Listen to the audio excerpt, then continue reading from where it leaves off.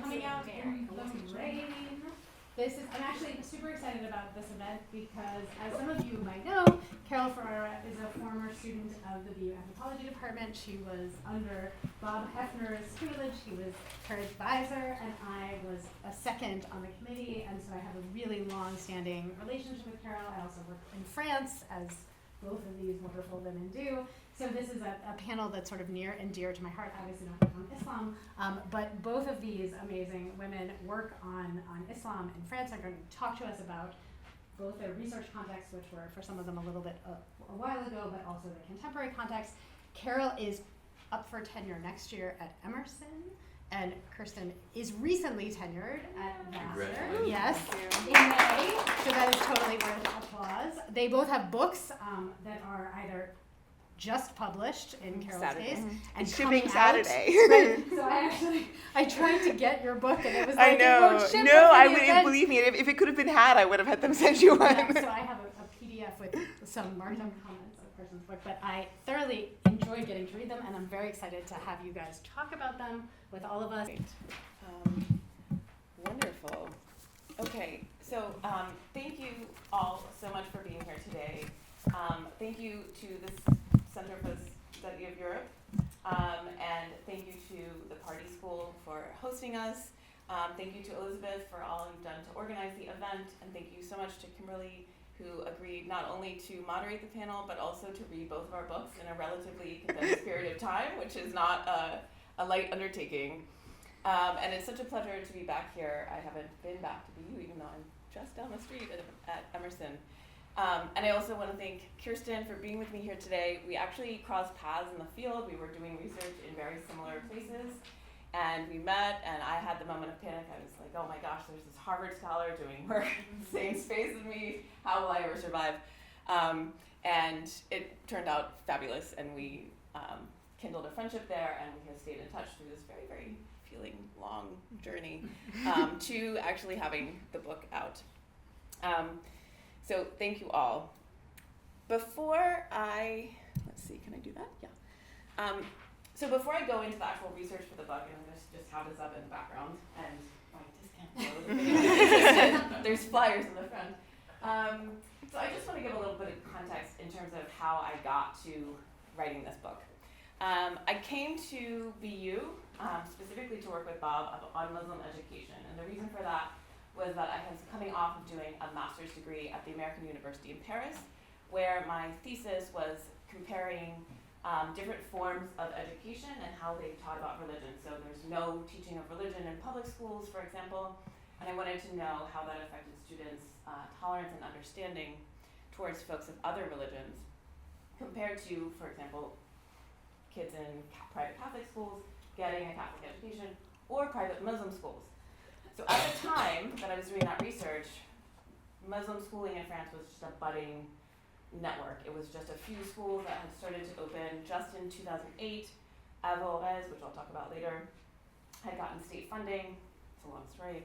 Again, I'll return to it. And John Bowen had written his groundbreaking work about Muslim education in France.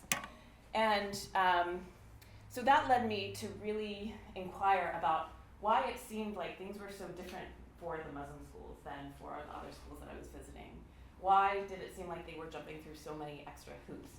And I really wanted to find out more about that. So I came here, had the pleasure of working with these fine people. And you know, the other thing that was really inspiring for this project was there was this ongoing discourse, there still is today, and I'm sure that will be a dominant part of our conversation, this question of whether or not secularism is really the thing that was causing divergence in treatment between, you know, Muslim schools or Muslim populations and Catholic populations. And I, you know, on the one hand, you have the political discourse using secularism as a carrot, saying, oh, if you adhere to secular Republican values, you'll find belonging in France, you'll get citizenship, it'll be fantastic, you'll be counted as all, you know, just like any other French person. And then there's a scholarly community writing about secularism as a stick, right? To being used and leveraged to oppress and discriminate against certain populations. So that was sort of this backdrop that was going on. And of course, the law against wearing headscarves in the schools in 2004 had just been passed, a few years before I was doing that work. And so this all played a role.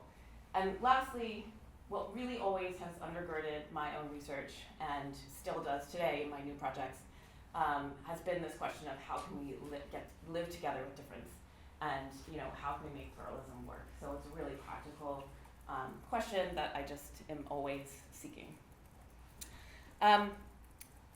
Okay. So before we go too much further, I need to explain religion in France, because it really helps set the stage for why I'm looking at Catholics and Muslims and how they fit together. And the less important information here is this 11% Muslim population has been growing a little bit in France, as one would expect, not particularly pertinent to anything we're talking about today. This number is really striking, though. In the 1950s, there was an 80% adherence to or affiliation with Catholicism in France. Then the 60s, changed things up quite a bit. But through the early 2000s, certainly, it was hovering right around 50%, pretty consistently throughout a lot of statistics and surveys. And then we see this sharp drop. It's the sharpest drop that they've seen in decades, just in recent years. So you're gonna look at me like I'm crazy, perhaps, when I'm talking about Catholicism as being this majority religion. According to the statistics, it's clearly not, right? So it's 25% with this 53 nuns competing with it. However, this kind of survey is pretty, it speaks to what I found in my research, and also several other scholars have found in their research, this idea that nonetheless, despite affiliation numbers declining, France is still understood as being a country of Catholic culture and tradition. And so, working from Laurie Beeman's work, who says, it's really not about numbers. Being a majority is not about numbers. It is about power, and so it's a religious hegemony that Catholicism really manages to maintain in the French context. And this has given way to, things like Catholicism, where laïcité or secularism works sort of in tandem with Catholicism to maintain power and kind of play off of each other to prevent other religions from being considered the same on equal footing. Okay. So, as I mentioned, I was already in the field. This was like 2009 to 2011. I was doing the master's work.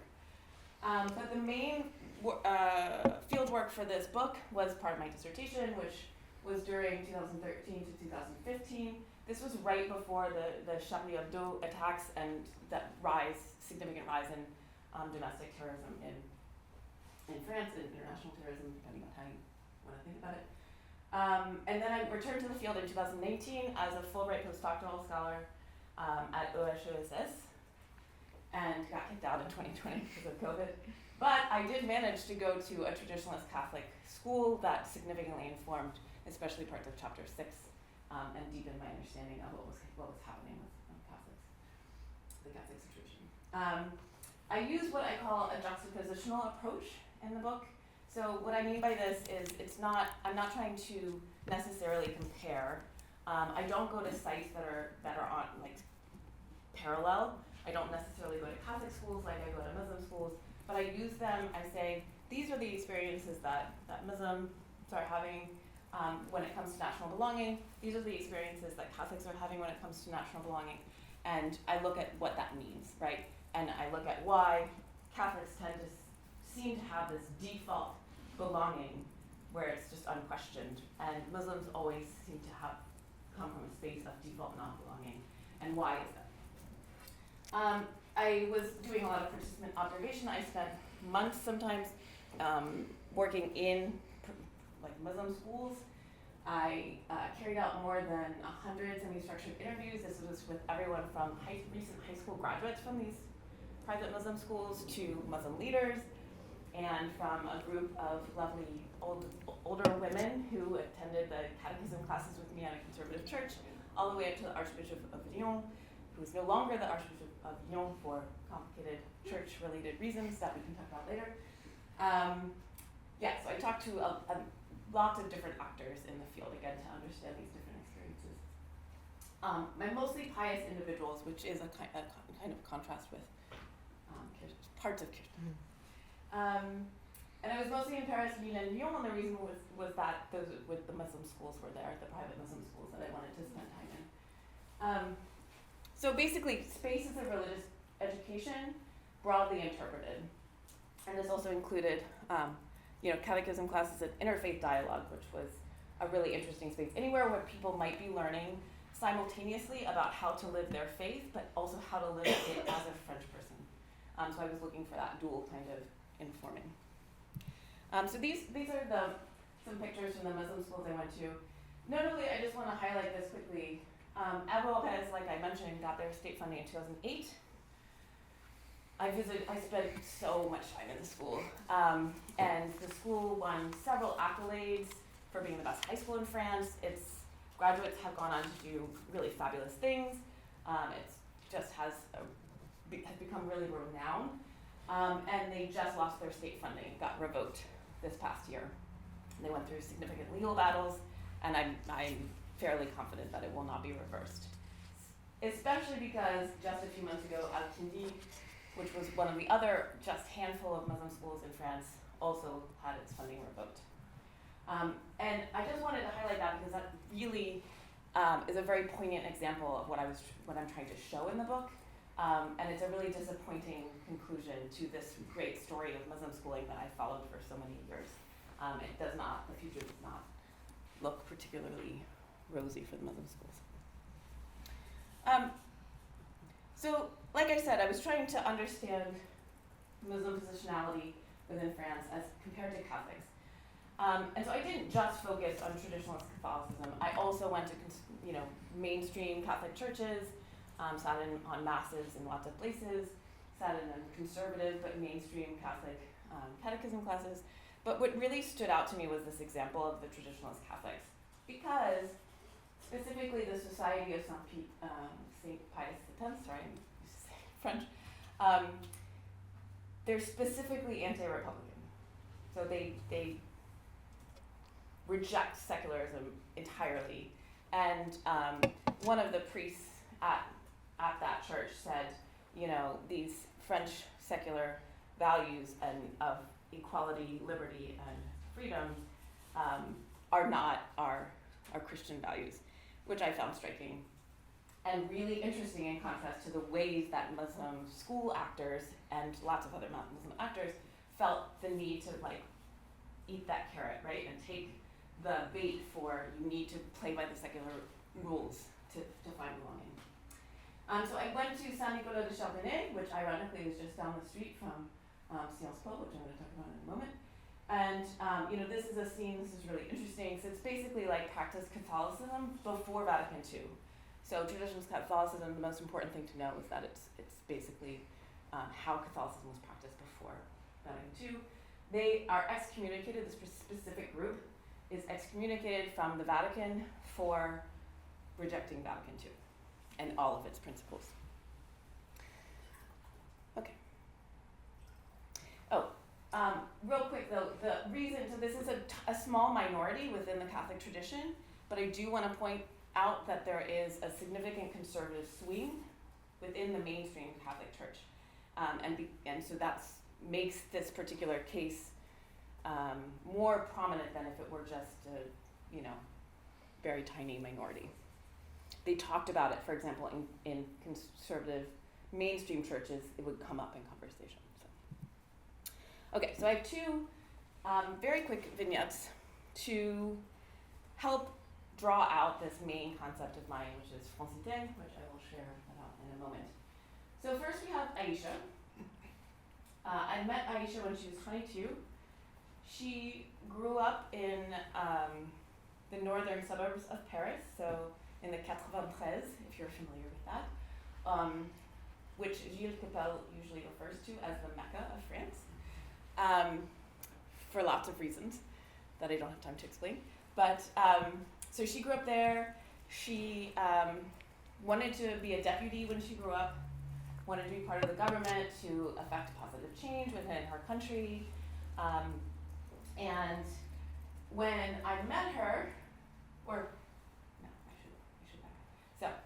So she was also very good. She was a great academic, so she did well in school, and she managed to get into Sciences Po, which is one of the, best political science universities in France. And she finds herself there, and she was so excited. She had heard that it was a really inclusive environment, and she would, just do really well. She had heard that from some of her peers in the 93rd. And she gets there, and first of all, Sciences Po, again, down the street from Saint-Nicolas de Chardonnay in the heart of Paris. Very, very different, right? It's a tangible feeling of being different when you travel between those two spaces. Not unlike certain spaces in the US where you travel from, a wealthy metropolitan area to a less wealthy suburb, for example. And she gets there, and whenever she's asking sort of how to find, what she should do and join and clubs, ways to fit in a little bit more, everyone tells her that she should join the Muslim Student Club. Everyone. And this increasingly makes her angry, and she doesn't understand why she can only fit in if she's in the Muslim Students Club, because she wants to be like any other ordinary Sciences Po student. So when I met her, she had dropped out of Sciences Po, and she was actively seeking for paths to get out of France, had turned toward religion in a particularly conservative way that her parents were not approving of at all. And she was really very discouraged with her situation in France. And she told me, honestly, in this moment, being French means forgetting oneself. We forget ourselves. France has always taught me to forget myself, to be different than I am. Unity for France is uniformity. And this is also coming from someone who was forced to remove her headscarf upon entering the high school gates, but still felt more othered at Sciences Po years later. Then we have Samuel. So Samuel is 25 when I meet him. He is doing the catechism classes with me at Saint-Nicolas du Chardonnay, and he grew up in a Catholic family, not particularly pious though, just Catholic for the cultural name. And it wasn't until the 2013 law passing in the approval of same-sex marriage that turned him back to the church. And he said, I don't like where this country is going. I want to be part of something that is actively working against this new kind of culture in France. And so he turned toward the traditionalist Catholic Church, specifically the SSPX church that I was at. And he said, France in its origins is one and indivisible. We are one nation, one culture, one identity. All that matters is you're French, and that you live like a French person. And what really stood out to me about not only how Aisha and Samuel described what it meant to be French, but how many of my interlocutors described what it meant to be French, it was all very similar. So Catholic or Muslim, they described Frenchness very similarly. But Samuel, for example, is describing French as himself. That's his identity. He's describing what it means to him to be French. Whereas a lot of Aisha and a lot of my Muslim school students, when I would draw crazy pictures on the board of like France, and I would ask them what it means to be French, they would all say the same things that did not apply to their own identities, that they did not feel like they were part of, right? And so this, going back to our questions about secularism, made me wonder whether or not French secular values are actually the gatekeepers of French identity. So my answer to that is no. My answer is no. I don't think that secularism is actually, it's obviously not a good carrot. It is a mirage of a carrot. And it might be a stick, but I believe that the stick is actually comprised of what I call francité, and that secularism is just being used as a facade for francité, which is essentially French national identity. And the implicit national imaginary ideal type of what folks think of when they think of France, drawing on narratives of nationalism and colonialism, the sticky conflations between race, ethnicity, and religion, all bound up together in rather inextractable normative shared cultural markers and aesthetics, just the daily habits of going around the world, going about your day, going about the world, the expectations, the way you expect folks to behave and interact with you, and what do you expect them to look like and do.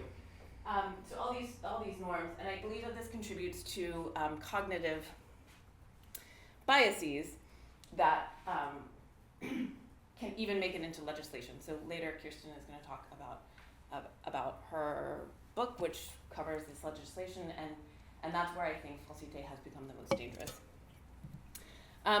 And just quickly, because I have to pass this on, I mostly get this term from Léopold Senghor, who was the first president of Senegal, but a writer and poet in his own right, who's writing about falsité in the 1960s as an aspirational thing that newly decolonized French nations should aspire to, and it's a hopeful term, but he says that you are not to assimilate into it, and that in order for it to be successful, France has to culturally decolonize so that it welcomes the expression of cultural difference and hybrid identities, which France, I don't know if you know, is pretty well known for not accepting.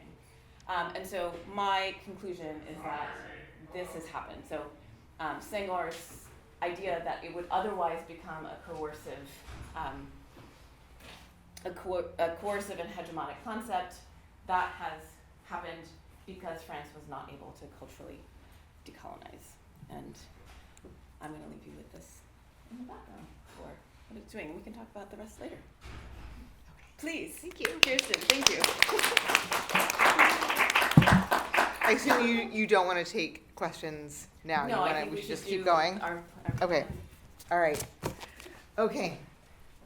Thank you. I'm going to just repeat all of Carol's gratitude. Thank you to all of you for being here this evening. Thank you to Elizabeth, to the Center for the Study of Europe, to Kimberly for moderating and for such rich engagement with our work, as Carol said, in a very, very short turnaround. But most of all to Carol for over a decade of friendship and fun from Paris to Boston to many different conferences over the years, and such rich and by no means completed conversation with one another's work, right? So this is just really a joy. Thank you for roping me in and including me in this event.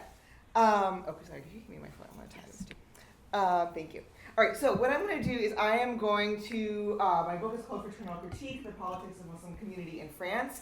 I'm going to talk briefly about the structure, 3 of the core arguments, the sort of methods, sites, demographics. I'm going to give a very brief ethnographic example to illustrate some of the core concept of the book. And then I'm going to talk about the broader implications of this idea, and the dynamics of state surveillance that have really exploited the vulnerability in fraternal critique, which is where I will conclude and think about some of the broader consequences that entail from that, the current condition of fragilization of Muslim community. So fraternal critique is a study of the project of building community in 21st century Muslim Paris. In the book, I tell the stories of the eclectic, sort of contested projects of community formation that shaped the contemporary French Muslim scene. But I'm also investigating why this idea of Muslim community, which no one can agree on what it is or if it exists at all, is still perceived by French political elites to pose such an existential threat to the nation. So the book is organized, as you can see here, in 2 parts. Part 1 really draws readers into the eclectic scene of religious organizing across Greater Paris, from theatrical performances to educational nonprofits to decolonial feminist consciousness-raising groups, many different settings. These are the core ethnographic chapters of the book. Part 2 then takes up the French state's vision of moral community, the targeted suspicion and surveillance of the very idea of Muslim community, as well as the thick concept of French moral community that the state seeks to implement in its place. And here I think has a lot of parallels to Carol's analysis of francité, although maybe not identical. So across these two sections, fraternal critique makes a few main arguments. So on the most basic level, and this is despite sort of a widespread background assumption that pious Muslims primarily seek to form and improve the individual subject, which has been an emphasis in a certain strain of the anthropology of Islam for the past 25 years or so, I argue that many young, pious French Muslims de-emphasize personal religious formation and personal markers of piety. So they are pious, but they're not necessarily invested in the kind of habitus of piety that might be familiar from studies of Islamic revival. Instead, they are more invested in a marked commitment to shaping a collective subject. So deeply discontented with existing Muslim institutions, existing Muslim leadership, beset by gendered and racialized stigma and surveillance, and facing urgent social problems on numerous levels, many young pious French Muslims are focused on the moral and material improvement of their community through grassroots activism and renewed intellectual culture, right? So many people would say, I don't have time to perfect my Quranic recitation. I don't have time. I would love to do all these things, but these problems are too urgent. These are the things that we need to deal with now. So how do they do this? The answer to this question is really the central conceptual contribution of the book. Engaged French Muslims seek to develop this Muslim community through practices of argument, debate, disagreement, and dissent as forms of solidarity and kinship rather than as rupture or fragmentation or schism. So during my fieldwork, a number of people in different times, places, sort of unrelated settings use this phrase fraternal critique, la critique fraternelle, to describe this method and ethical framework. The difference between fraternal critique and just disagreeing, right, or arguing, is that fraternal critique comes from a deep commitment to maintaining mutual relationship and shaping a collective in which all parties participate. So it's not about deconstructing, it's not about being right at all costs, it's not about calling someone out, it's really about kinship, right, about sisterhood, brotherhood, solidarity, and the difficult, painful, but ultimately worthwhile arguments that constitute those kin relations, right? And I think probably anyone who has a family can on some level relate to this idea of argument as structural to kin relationships, right? Rather than only as fracturing. So fraternal critique is a sort of conceptual double entendre, right? Both fraternal solidarity and critical debate are both hallmark Islamic and Republican values and practices, right? So you can hear it both ways. You can hear fraternal critique as like, sounds really French, right? But it also has deep resonances in Islamic tradition. So I offer some the kind of conceptual vocabulary that underlies fraternal critique here from the Islamic perspective. Reason, the ethics of disagreement, the idea of the Muslim community, companionship, learning through companionship, like sohbah, huwa, brotherhood, right? There's a whole language that undergirds this from both perspectives at once. And importantly, these parallel Islamic and Republican resonances are not about claiming a hybrid French-Muslim identity. My interlocutors did not care about being French. They did not care about claiming Frenchness, identifying with Frenchness. They acknowledged many of the ways that they were excluded from Frenchness, but they were not invested in having that fight. These are practices grounded in taking their Frenchness for granted rather than defensively insisting upon it. So this whole project of strengthening the collective subject through critique as solidarity is deeply unsettling to French political elites.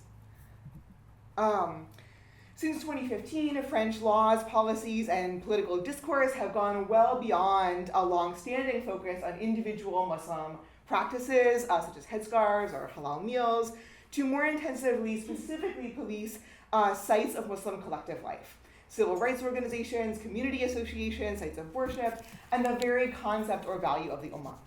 So the third main argument then is that French Muslims' investment in Muslim community is perceived as so threatening precisely because of the way that it draws on Republican as well as Islamic values and traditions. Most accounts of tensions between the French state and French Muslims hinge on some account of secularism, right? This is a sort of special legal concept. It means a certain thing in France. Americans can't easily understand what it means for secularism to be part of French tradition and culture. But I think that secularism has been a red herring in these debates for a really long time, and is no longer the core concern, if it really ever was. And I think that French policymakers are increasingly transparent about this. They're quite honest about the fact that their legal strategies and the new policies that have been laid out over the past decade go well beyond what the jurisprudence of secularism has to offer them, right?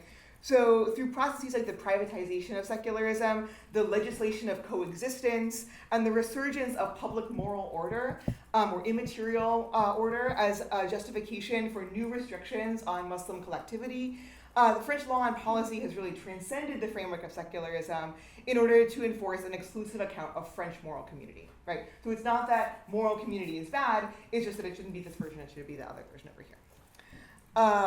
Okay, so quickly methods and where I did my work. I did sort of in total about 32 months of ethnographic fieldwork, but really the heart of it was 28 months between 2012 and 2014. Like Carol, I left France in the last week of 2014, very shortly before the attack on Charlie Hebdo and the kosher supermarket Hyper Caché in early January 2015, which was really a fulcrum in the politics, the state regulation aspect, and is what drew me to eventually write about the state in a way that I was not expecting to. I did participant observation, interviews, deep engagement with lots of sites of Muslim community, scattered across Greater Paris, both inside and outside the city proper.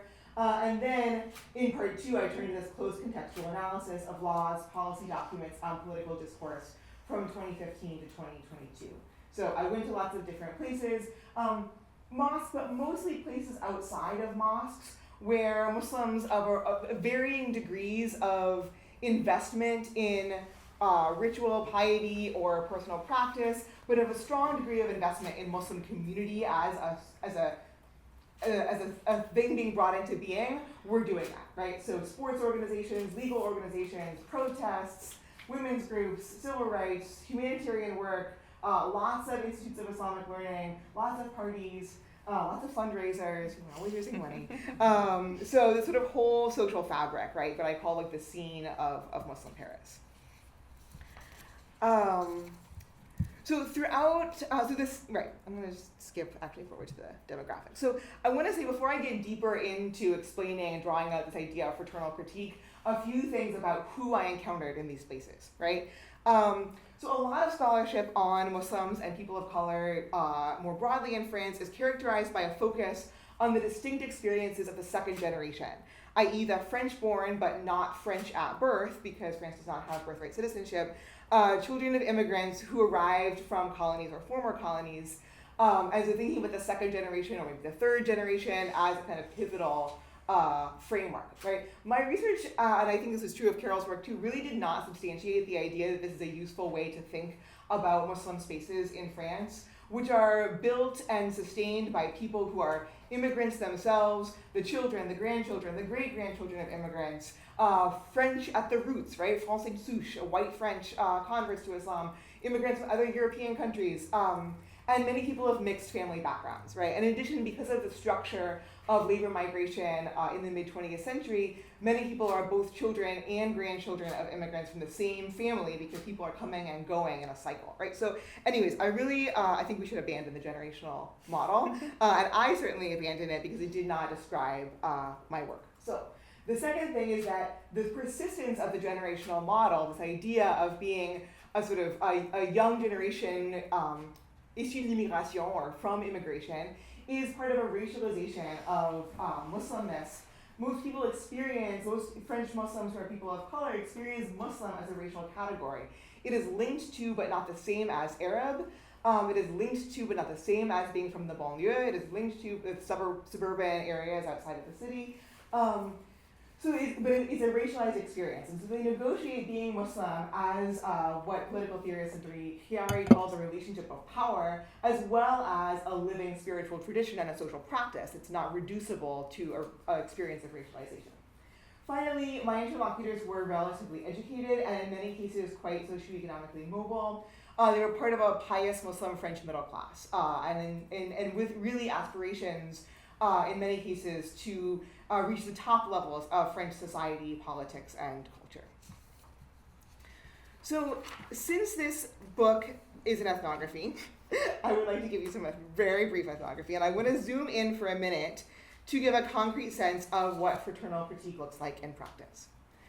So at our roundtable debate, so this is at a debate in a community space that formed a sort of main event of a day-long fundraiser for a mosque building project, a dispute emerged about the ability of qualified women to lead mixed gender prayer.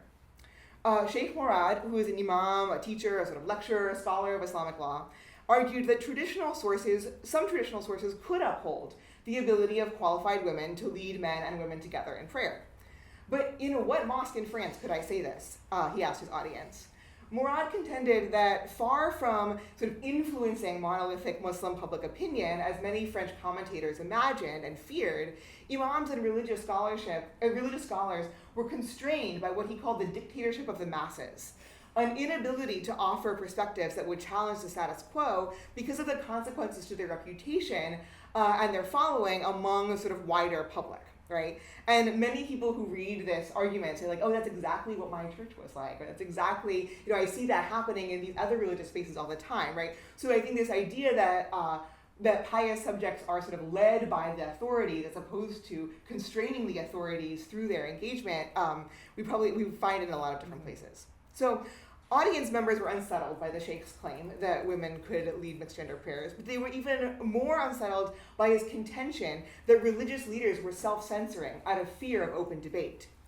I'm no scholar, said one man in the audience, I'm no alim, but I don't believe the Sheikh is right. But whatever the sources say, whatever the tradition offers, I want to know. I don't want anyone to be afraid to disagree.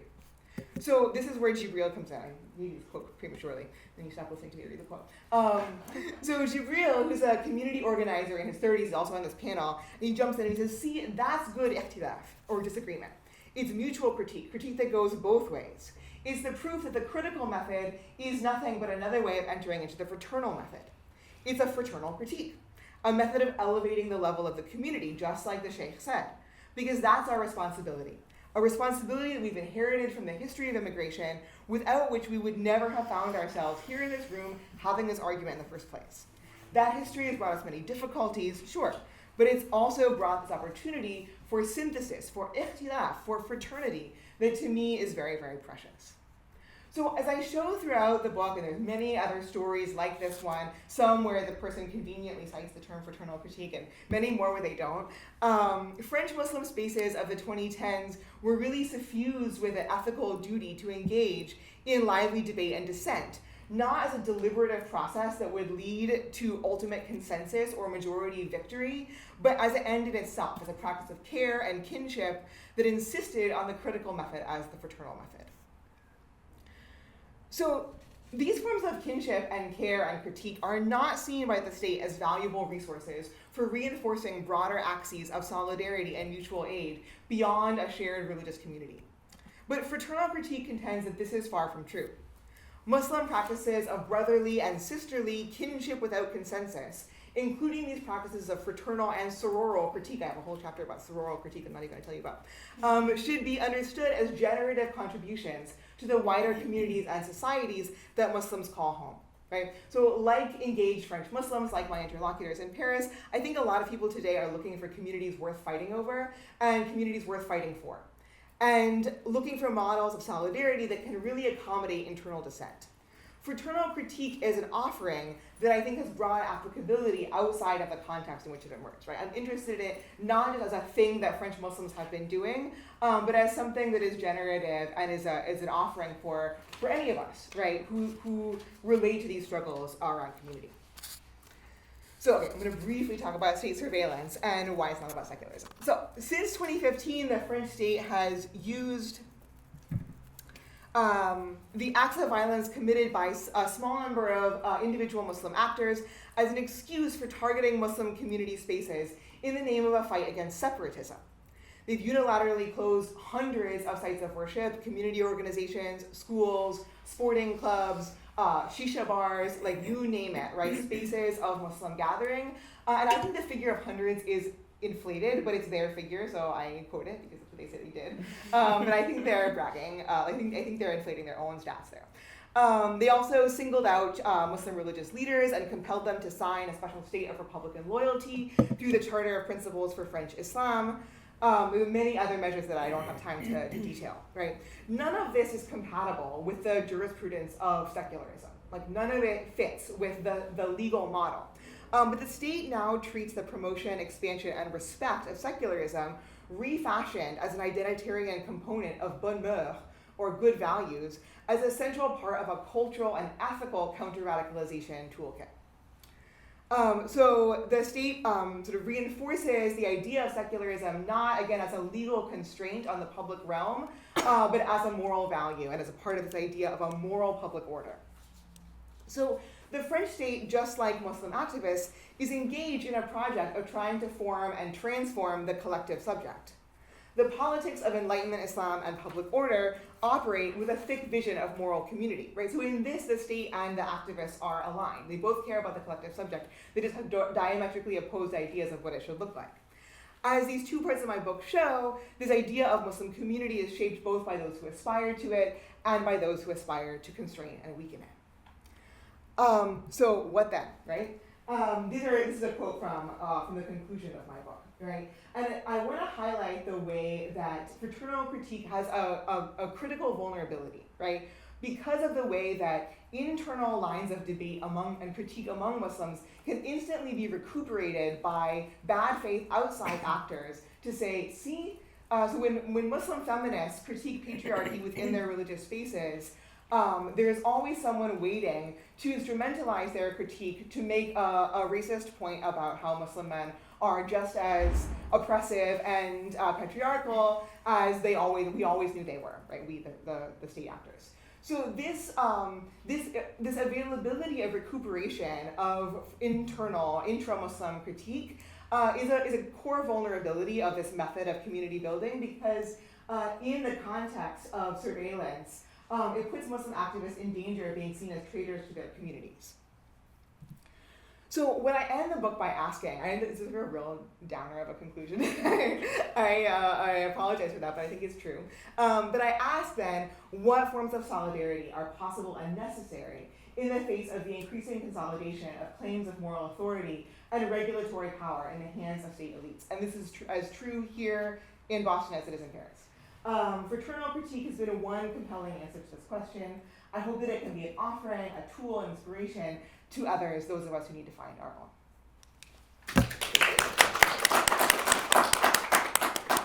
So I have had the benefit of reading both books, which I assume most people in the audience have not, but I'm going to try to keep my comments comprehensible at the level of sort of what was presented. And I just want to spend a moment talking about what I find really compelling about each book, and then ask some questions about it. And so I'm going to start with Kirsten, whose work was totally new to me. Obviously Carol's was less new to me, although it's totally rewritten. So the book was really, I don't care. Yeah. So Kirsten's book was generative for me in a bunch of different ways, in part because at least the first part, not so much the second part about state surveillance, but the first part is sort of, I thought, a kind of really important political move, where so much of what gets written about Islam in Europe is only about surveillance and oppression and or pious self-fashioning, and I felt like the first part of the book was really about the joy of being part of this community, right? Sort of equivalent to a move like attending to Black Joy in the United States, even under conditions of oppression. And focusing on a portion of the Muslim population that I think is understudied, which are these highly educated, upwardly mobile folks. My Auntie Fernando does a little bit of this, but mostly actually with converts in a book she wrote about 10 years ago.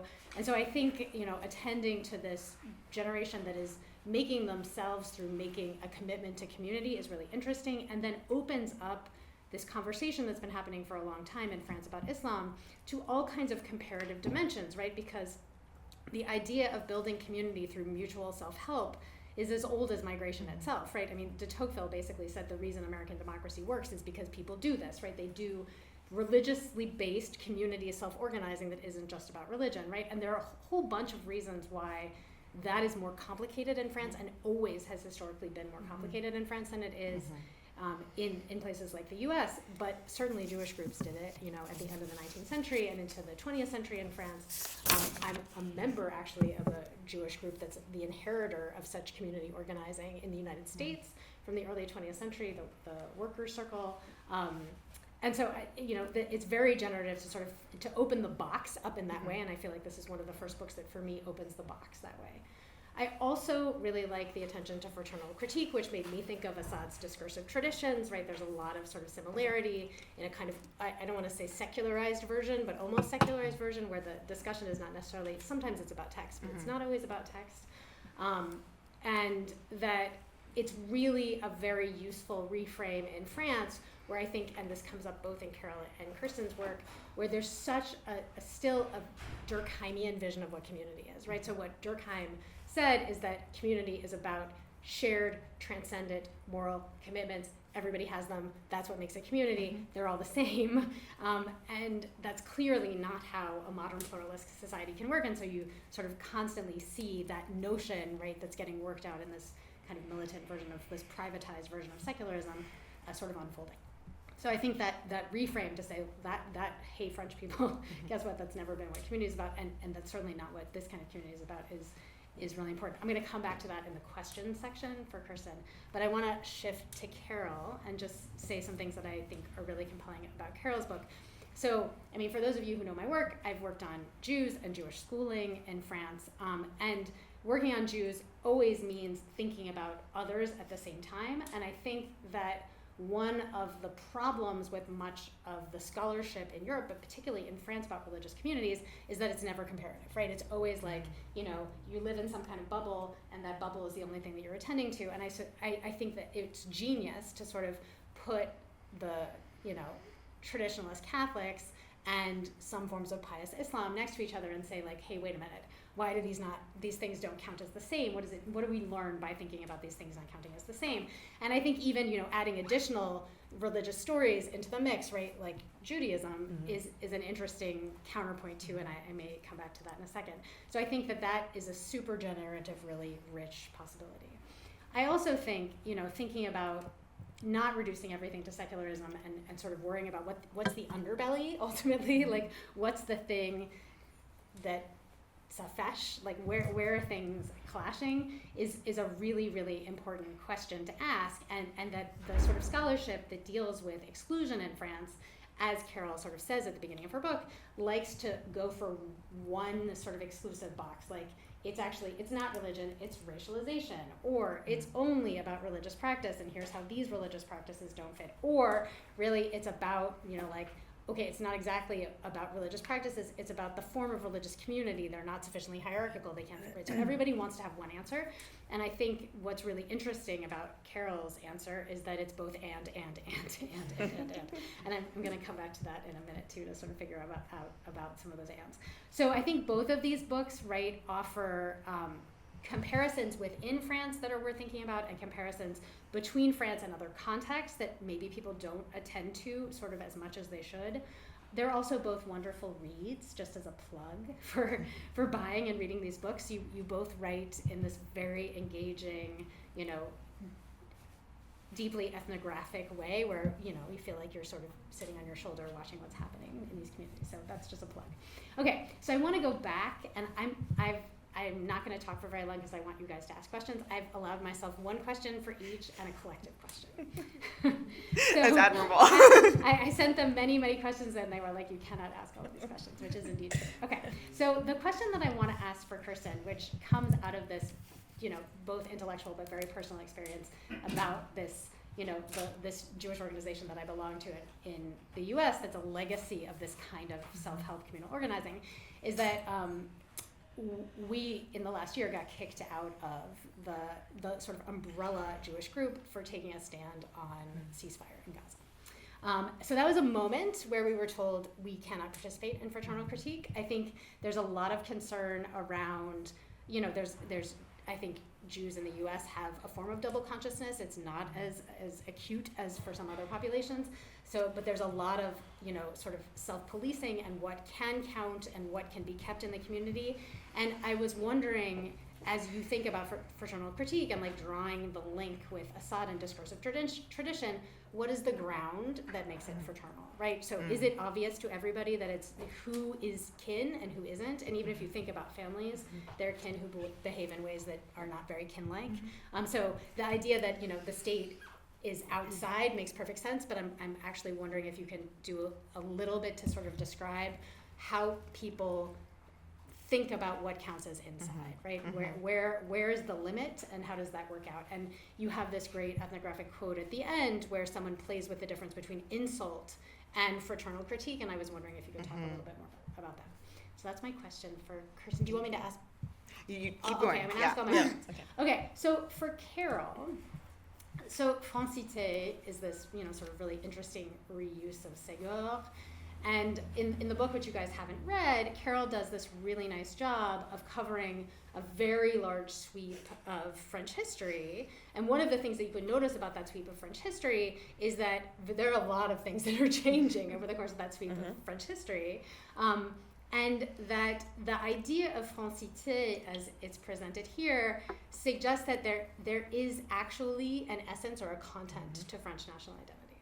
And I think for me, I worry about that. And I worry about that for some ethnographic reasons and some for theoretical reasons. So the ethnographic reason in thinking about, well, what do we really mean by francité is that, so the Jewish folks I know, they may do lip service to republicanism, but they definitely don't count as French. And yet they aren't policed in the same way as Muslims. And their aesthetic would not register as Catholic in any way. Yep. And yet they're not, right, they do not raise the same levels of anxiety as the Muslim groups that you're talking about, right? So this idea that and they don't necessarily think they're more French than the Muslim groups that you're talking about either. And I'm wondering about, sort of francité conflates republicanism and Frenchness. Is there a way to separate them back out, right? Is it possible that you can be, right, obviously your Catholics are not Republican, but they are French. The Jewish folks I know might be Republican and not French. I don't know. I'm wondering how to think about ethnographically this term in terms of like what it can encompass and what it doesn't encompass over the long haul of constant mutations of who can count as inside or outside France, right? So there was a point at which, in the 19th century and the early 20th century, where Jews were policed. They were imagined as a threat, right? And their conflation with republicanism made them a threat. To Catholicism, obviously World War II changes that. Does France change too? And so what is it about the relational aspect that trying to fix a content to francité leads us to miss? Is my question for Carol. And then for both of you together, it's about secularism again. So, and a little bit about my sort of like trying to square the circle of the two pieces of what you're doing. And so just to give a little more detail about secularism that Kirsten does a great job of laying out in her book, there's a version of thinking about secularism that is as essentially a kind of procedural legal framework that has no content, right? It just sort of organizes what can be in what space and how. And there are people then who say, well, there are multiple secularisms, right? Because if it's just a procedural legal framework, it's differently organized in the US than it is in France, right? That's tied to national histories. This is John Bowen's argument, right? That the French version is different than the American version. But that fundamentally it's sort of content neutral. And then there's another version of secularism that people present where they say that your privatization of secularism actually is secularism and how it always works, which is that it is, and this is a more Assadian version, that it is always intervening in, not necessarily equally in all religious practice, but it's always shaping what can count as religion and therefore what people can do and they can't do in their private lives, while always accusing religious actors of the ones being responsible for crossing the public-private boundary, when in fact it's a governance strategy that is constantly doing that. So I read you, Kirsten, and you can tell me if I'm wrong about this, as saying that at some point in French history there was a procedural version that has been violated.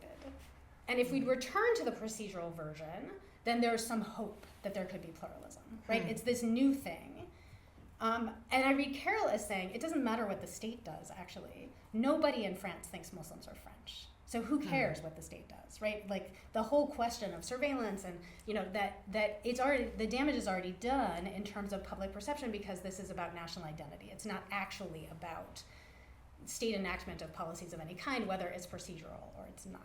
So I wanted to ask you guys collectively, what are the, given the ways that you're understanding what is secular and what isn't, what are the remedies? Because I see these two arguments as having two totally different possible pluralism, like what are the possible conditions for pluralism? They seem to be totally different. Like I don't know how you change national identity and public opinion, like, and I don't know if you've thought about that, like what are the possibilities for pluralism under those conditions versus we just need to roll back to a procedural version. Those feel really different to me.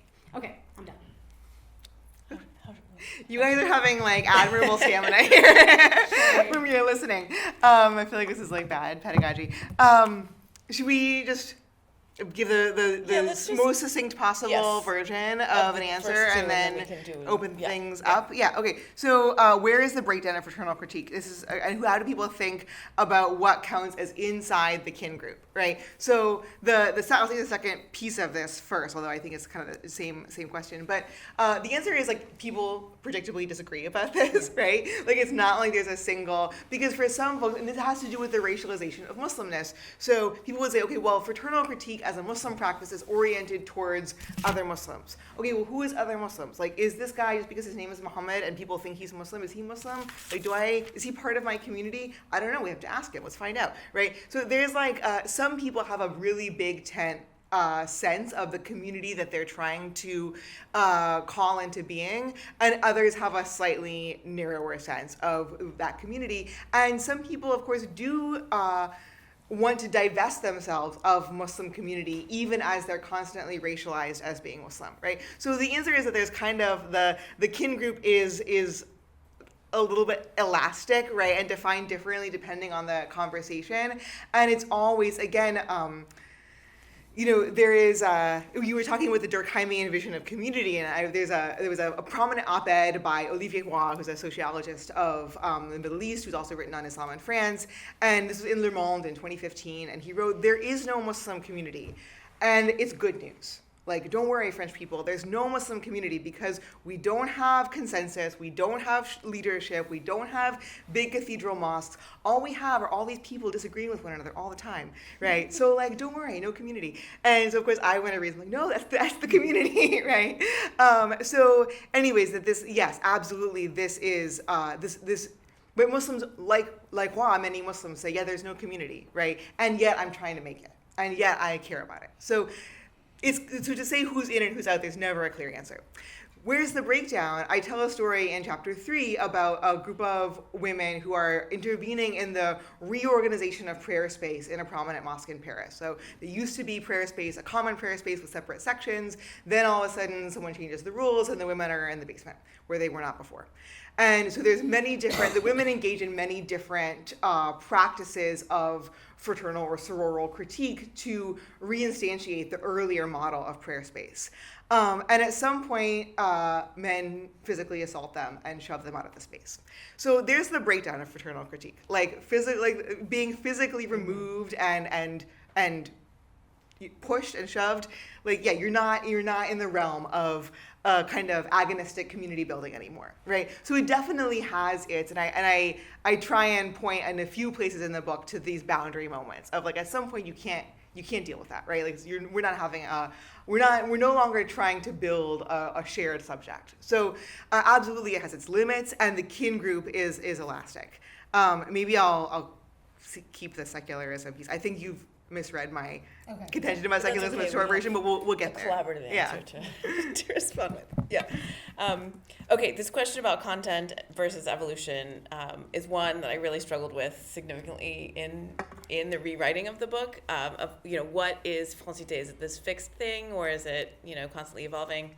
And this is why I gravitated towards the concept of cognitive biases and implicit bias and explicit bias. I actually did that because I don't know if you know, but I'm in the marketing department at Emerson College teaching courses on marketing. And so I teach, a lot of anthropological concepts, but also I use a lot of psychology to help understand the human. That's kind of my role in the department. And cognitive bias is really important. We teach it, I teach it across all of my courses, have students learn, what it means to have these fixed ideas in our mind that we don't even recognize that we have. And so the reason I gravitated towards that is that's how I really understand Francité as being. So these this content that is fixed, and some of it is fixed, right? That like the entrenched understandings of Muslim as other from the colonial era as being fixed and not something that has been brought up for real actual debate within the nation. So what I mean by that is, when they do studies on implicit bias within, let's say, a police force or within a medical community, and tell folks that there is this implicit bias, there's this tendency towards this thing, then people are able to correct for those biases. So what I'm suggesting is that there's certain things, like take gender, for example, or the Jewish example, but gender is maybe less complicated in this particular story. So the fact that women were certainly not allowed to vote, they were not considered equal subjects, but the state took that on as a project, and through education and through other modes, now it is part of francité, is actually mixité, and the celebration of gender equality, which it was not before, right? So those things change. So if there is some kind of real initiative to change the way folks think, then those things change. Otherwise, everything else remains like entrenched and sort of just continues to be reinforced through various, aesthetics and habits and, rituals, basically. And then in the Jewish case, I think what's really interesting is, I think that was World War II, right? So that brought onto stage this idea that, then it becomes this untouchable community. So even if they're maybe not considered French, we can still let them do what they're going to do. We don't want to do anything to their schools, and maybe they're just not seen as a threat, right? Because of this horrible thing that happened in the past, and they're victimized, right? So then there's a whole period where they're more so the victims. But then I think today we see narratives that are coming from lots of places that is now anti-Semitism is increasing in France, like it is in lots of places. I think because those narratives are being shifted, right? So it changes. It's being confronted within the public space. So that's basically my answer to that question. I'm going to also keep it short, but that's how I imagine it, and that's why I gravitated towards the cognitive bias. Okay, just one follow-up question to this, because that means there is a robust sense, almost Durkheimian, of national community versus the state has to make one, and it's fragile, right? Yes, there's a Durkheimian kind of community around shared understandings of what it means to be French. Versus the surveillance state that is working so hard to create that because there's a vacuum around that, and it's super fragile. And I also think every time they do that, it backfires. Right. I think Carol is more optimistic about institutional solutions than I am. am. More optimistic. Yes. Oh, we had this argument earlier. Right. Okay, we'll have the argument. All right, Liz, maybe should we open, I don't want to lose the secularism question, but should we open it up? Yeah. Is that fair? Yes, we have lots to share with you about We secularism could talk and all our night. disagreements about what we should do about it. But Well, thank you for the great presentation. I have a question for Carol. Has there been any friction between traditionalist Catholic promotion of things like women covering their hair in church or not using contraception or other sort of highly conservative behaviors, friction between that and sort of the French concept of secularism? No, not really, right? It's also a community that's generally left aside. They actually teach anti-secularism in their schools, and they're left relatively unchecked again while the Muslim schools are losing their funding. However, I will say that the youth group Civitas that's connected to that particular strand, the SSPX, and this actually speaks to what we were just talking about, were reprimanded and dissolved because of anti-Semitism. but not for critiques of Muslimness or, critiques of Muslim, not because of critiques of gender, not because of critiques of lots of other things, but it was because of anti-Semitism, actually, that it was dissolved.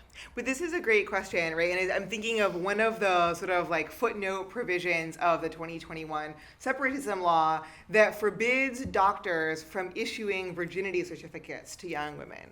A practice that is like so non-existent in France as to be like, no one has ever studied it, no one has ever written about it because no one was really doing it, right?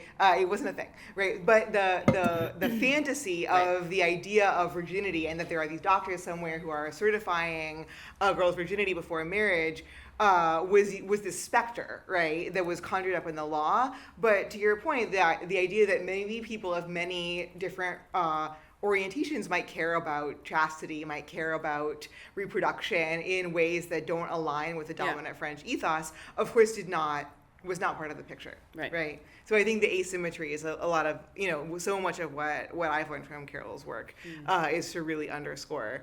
So I feel like it's one of these things that scholars of France sort of often have a sense that that's true, but rarely do people bring the receipts in such a effective way. And even just like to go back to the relatively recent protests about sex and gender in France, right? The incredible alignment between what's imagined as a French position, what was described as a typically French complementarian position about sex difference, which maps onto a whole bunch of religious traditions and is much less scaffolded by secularism, right? But that never registered as being, it was traditional Catholics and religious Jews and observant Muslims who were like screaming about complementarity as a foundational value that aligned with the sort of some of the interests of the state for a particular moment in time, right? They've backed up that, but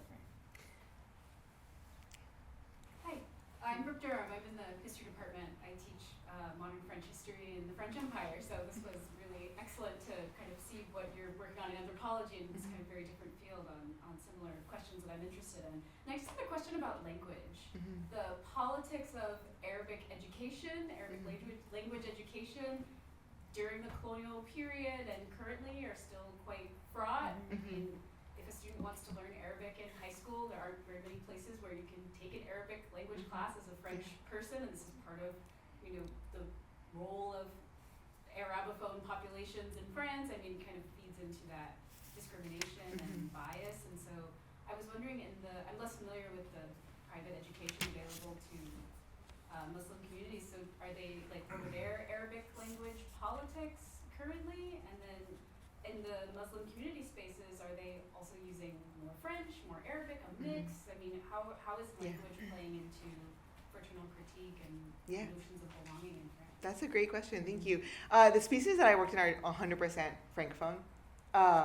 So there is, first of all, there's a lot of people there who aren't Arab, who don't have, even their parents and grandparents didn't speak Arabic because they came from other parts of the world. But even the folks who may have a kind of family connection to Arabic, it's not that it wouldn't be a language they'd be comfortable using in social spaces, right? They might use it with an elderly relative or when they visit family, but it's not really a language of sort of youth culture in that. It is in slang, like individual like phrases, but you hear more verlan or more like other linguistic practices rather than Arabic. But there is a lot of Arabic education. But again, it's one of these things that people feel like, I wish I had time for that. But there's really a lot of we need to fix the school systems and we need to solve racism. And maybe then when we figured all that stuff out, then we can perfect our Arabic. And the other interesting thing about the kind of language politics that I often heard, and it made me feel extremely uncomfortable, is people would say, well, you're an American and an English speaker, so your language brain is more porous and more open. And that's why you were able to learn Arabic and French and other languages. And we are French people, and we have a closed brain. And it is very hard for us to learn other languages because French takes up too much space in our mental structure. And I think this is a preposterous idea. It had no basis in fact. or any theory of language acquisition, but I found it really interesting as a kind of I don't know, like I heard it a number of times, and it made me feel super uncomfortable. Certainly parts of language but it's instruction and exactly, functions but that it's part of causes this you- ideology, right, of a kind of rigidity versus malleability, right, and a deep desire for a kind for people whose families were Arabic speaking, their parents or their grandparents or ancestors, a real desire and longing for that, but relatively few avenues of access. I will say, so the private Muslim schools always offer Arabic. I mean, I can't think of any that don't.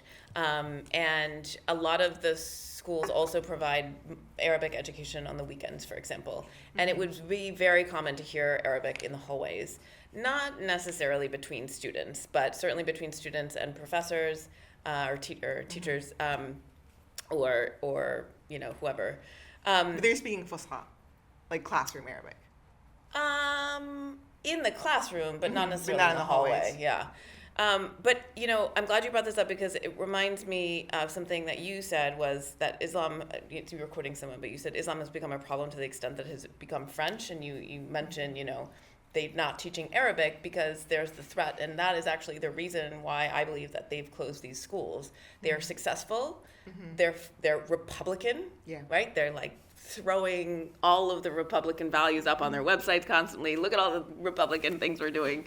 And so they've become so much more of a threat because they're successful and they're French in a way that is encroaching on the boundaries of that national identity. And I think the state is really trying absolutely to protect with all the ways that Kirsten's book talks about. They're trying to protect that national identity and francité from being tainted by Muslimness. And it would not be acceptable for Muslimness and Islam to actually become part of what it means to be French. So that's what I feel like is going on, and that's the parallel that I saw with things. No, go ahead. First of all, I would like to thank you on behalf of the Center for great evening. And since we have already mentioned that, first of all, cognitive bias or implicit bias, then identity politics, and so, and then we focus on mainly on what it means Frenchness, what it means being French. So let's turn this story around and tell me, in your view, from a perspective of those who feel French, what it means being Muslim. What is Muslimness in France? Is it what is the ceiling? What stands out? Is it religion? Is it culture, dress code, whatever? Because somebody, let's say, somebody may wear hijab not being devout Muslim. So this is just a cultural thing. So is it language? Is it ethnicity? So being an Arab, has it something to do with colonial aspect or colonial history of France? What, in your view, stands out in the perception of an ordinary, let's say, whoever that person is?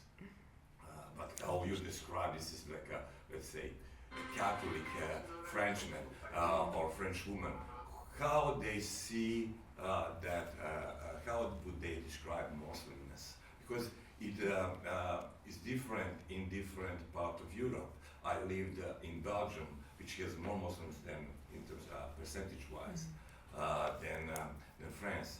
It has its own problems with Muslims. But I know many Muslims, Arabs, who live in Belgium and who decided to move out from France, finding Belgium as such better place for them to live than in France. I'm gonna let you take that. Okay, so I thought that your question was about what how Muslims think about their own Muslimness. What is Islam to them? And then I think at the end the question became, how does the average French person think? So I can't answer that question because I didn't talk to any of those You can people, answer the but first maybe part. Carol can.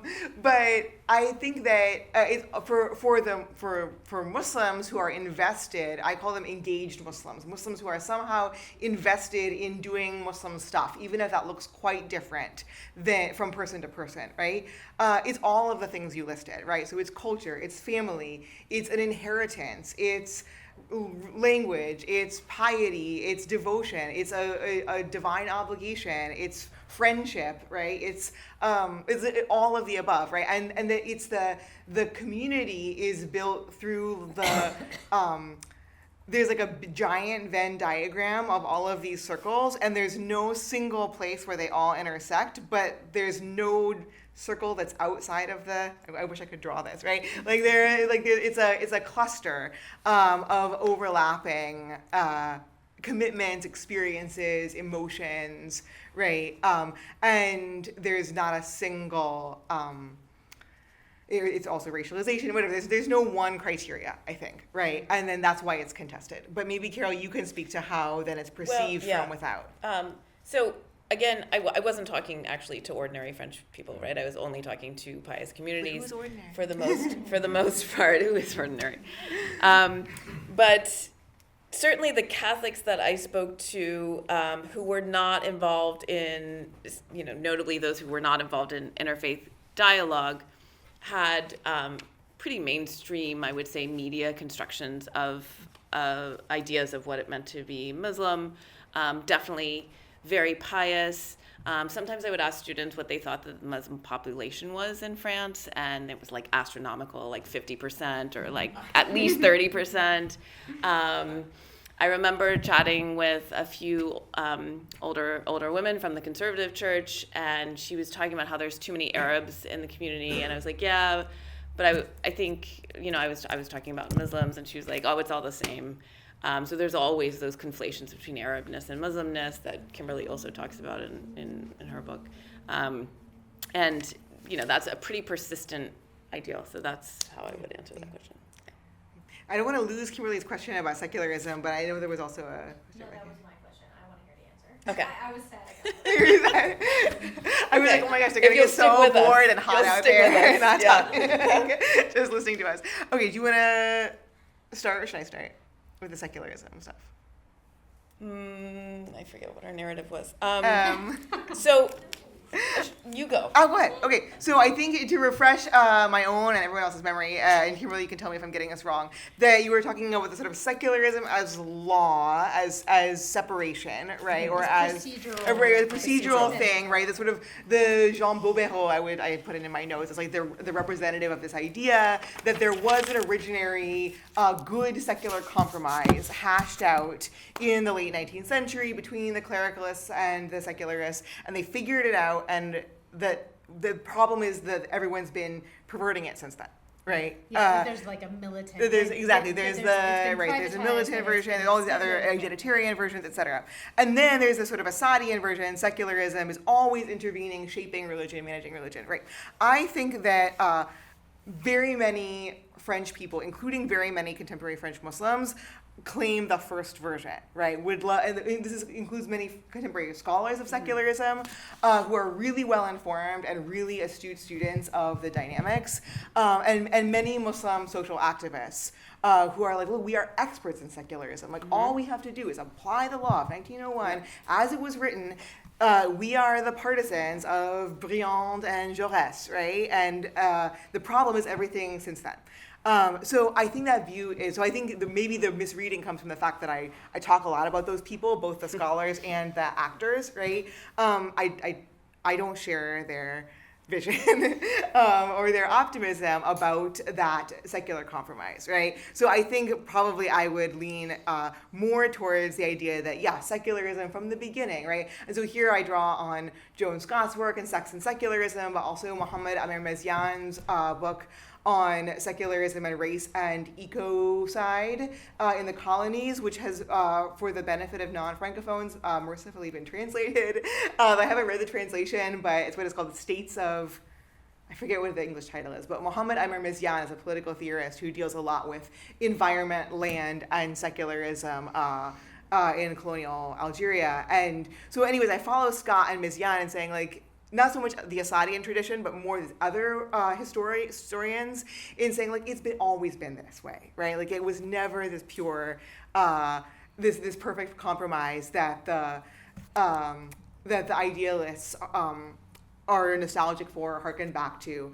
But then you ask this question, so what are the remedies, right? So if the answer isn't go back to 1901 or to the law of 1901, then what? And for me, and this is, I think, it's to what Carol and I have talked about in different ways over the years, like, I just don't think the remedies come from the state. Like, I don't think there's, like, a political structure that's gonna fix these things. And I think the remedy, this is why I actually wish I tried to write a book without writing about the state, and then things got very bad and I had to deal with it. But I think the remedy comes from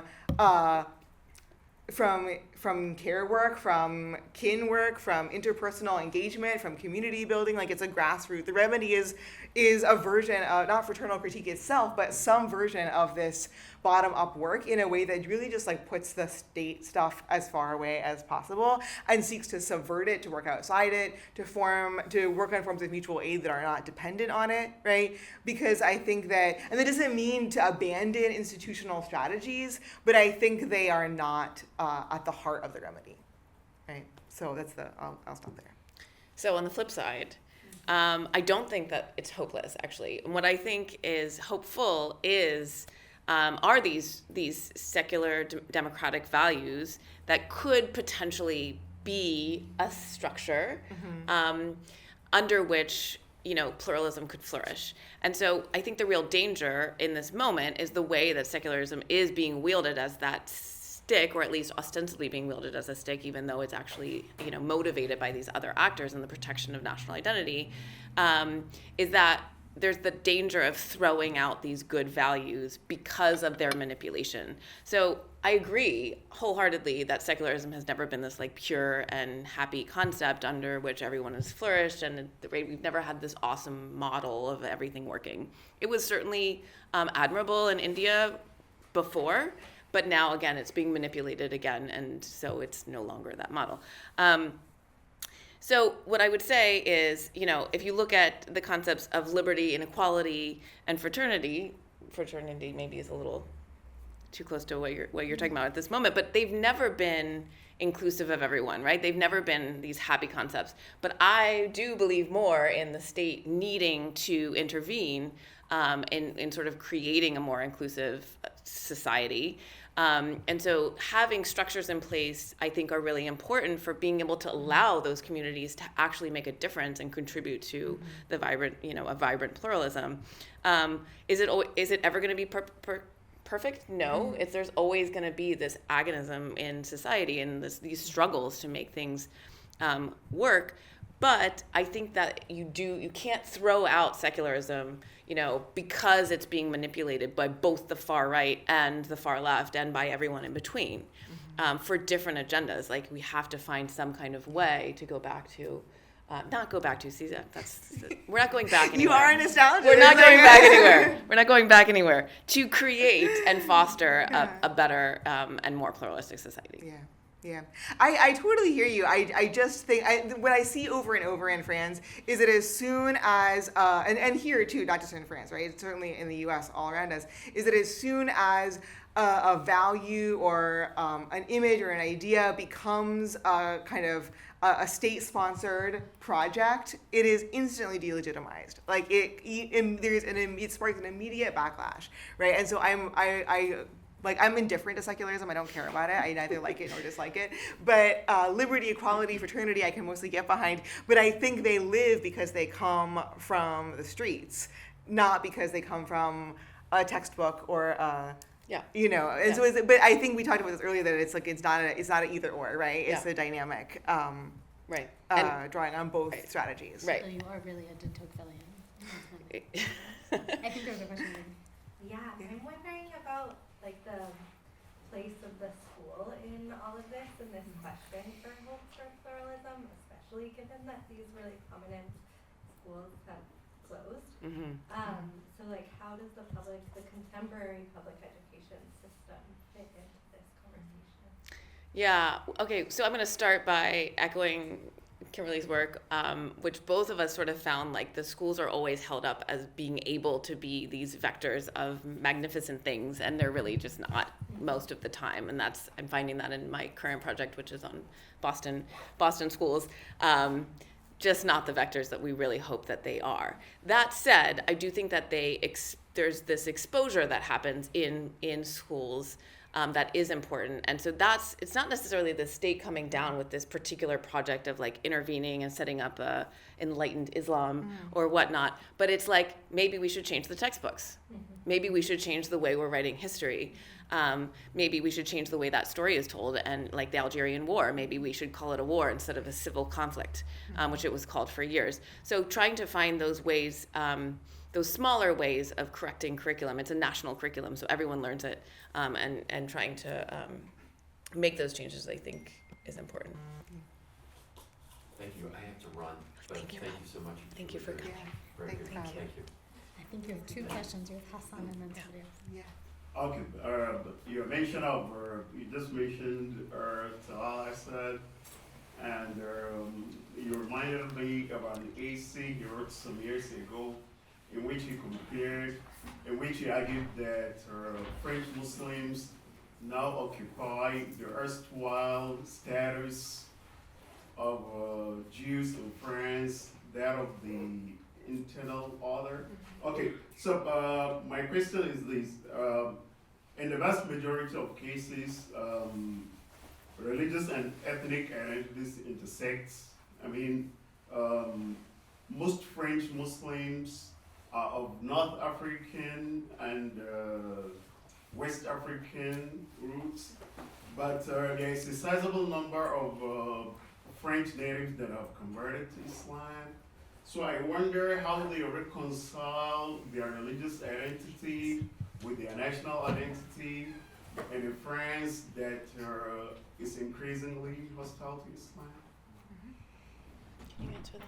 Yeah, so, sorry, when I rewind because there was something, sorry, can you repeat that? You spoke at first about, there was a point about, the internal other, right? I wanted to say that absolutely this dynamic of focusing on an internal other has had many different iterations over French history and simultaneous iterations, right? It's not that once Muslims become a sort of dominant internal other that all of a sudden anti-Semitism goes away, quite to the contrary. And there have been other internal others like linguistic minorities or, there's other ways of thinking about, so yes, this is absolutely a kind of continual and ever renewing dynamic, right? And for converts, what one of our friends and colleagues, Juliette Gallonier, has done a really interesting study of converts to Islam in France and the US. And one of the things that she highlights about converts in the French context is that for people who have been historically racialized as white, who have experienced, who have taken for granted their white Frenchness, they come to an understanding of their own racialization in a way that is really unique in France. So in the United States, white children learn at some point to speak about themselves as white, to understand themselves through a kind of racial politics of the US, whether they learn that like in a good way or a harmful way, there's like lots of different ways to do it, but generally speaking, they're able to identify themselves through a racial category that in France is different, right?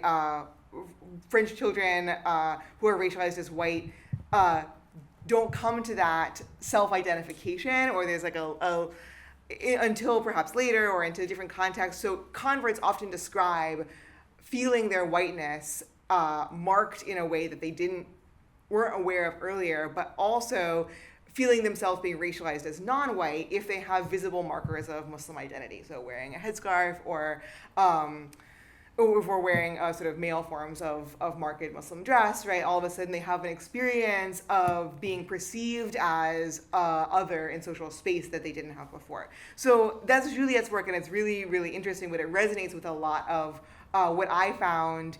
I wasn't focusing on people who had converted, but certainly encountered many over the course of my fieldwork.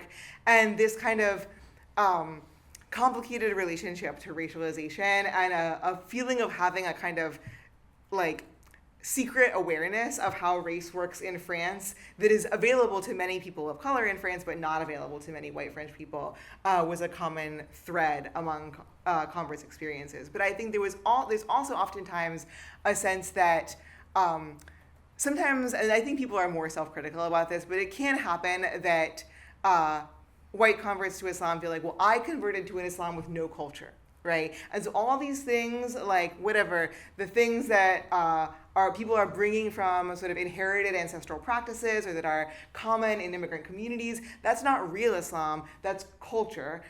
I'm practicing real Islam, right? So there's and people who didn't convert, who grew up Muslim, often leverage this kind of distinction as well between true Islam and cultural accretions, right?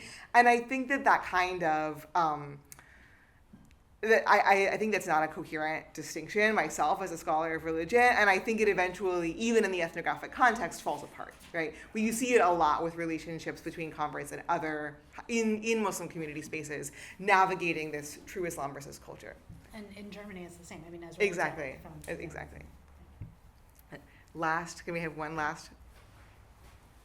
Go Yeah. ahead. I just wanted to say, I think it was like obviously very interesting to hear both of your interactions with like in schools and with younger Muslim populations, particularly like adolescents. Mhm. I'm only 18 myself, and I think you like slightly mentioned, Carol, like things about like encountering different degrees of like hijab bans and things that have gone throughout French legislation, and like I've worn the hijab since I was 12. Like I remember like hearing different things happen, then being revoked, and like how like it impacted my relationship with my identity, even just being here. So I guess like when interacting with younger or adolescent Muslims, especially Muslim girls, even like especially in Islamic schools, because a lot of them require the hijab as part of the uniform, which I don't particularly agree with. But how, if you think the background legislation regarding the hijab, how it impacted their experience, maybe? Yeah.